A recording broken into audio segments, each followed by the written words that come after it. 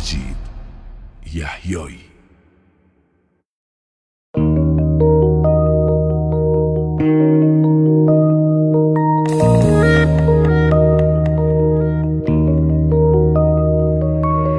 گهگداری به خیالم که تو اینجایی کنارم، خیره میشم به نگاهت تا بفهمی بیقرارم، تا بفهمی که چه ساده واسه تو میشه دلم تنگ، تا بدونی که یه بغضی میزنه گلومو هی چنگ، نه که فکر کنی یه روزی از اون حسم به تو کم شه، غیر ممکنه عزیزم عشق تو فراموشم شه، غیر ممکنه که از یاد ببرم خاطر هاتو، یا فراموش کنه چشمام در زیبای چشاتو.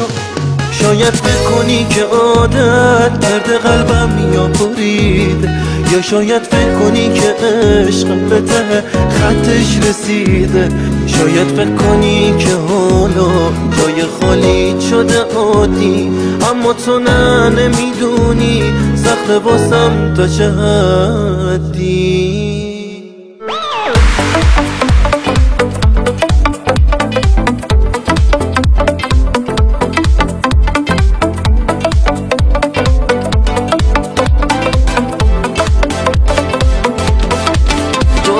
بارش بارونه نم نم میفهمونه به من پاییزه کم کم، بازم پاییزه و حالم خرابه، همش فکر میکنم اینا یه خوابه، همش خوابه، همش خوابه.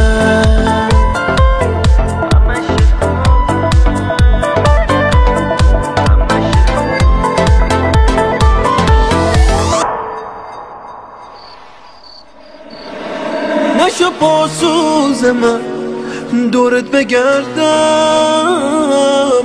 شاید هرگز پیشت بر نگردم، شاید هیچ وقت نتونم با تو باشم،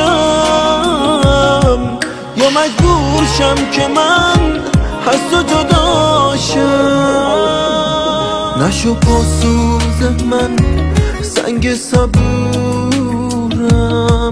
با اینکه پیشتم اما چه دورم، به چشمای پر از عشق تو جونم قسم دیگه نمیتونم بمونم.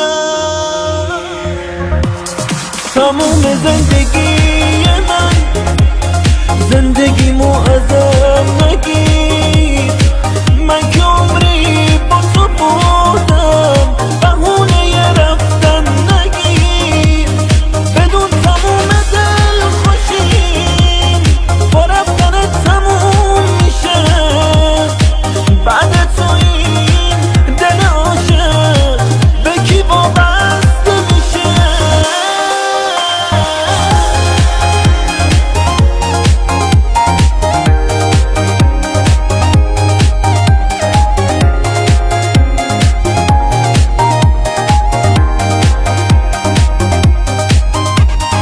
هر جای دنیا باشی بازم مال منی، تو پناه منی، آروم دلمی، تو خلوت شبای آروم کنار منی، آرامش منی، مرهم دلمی.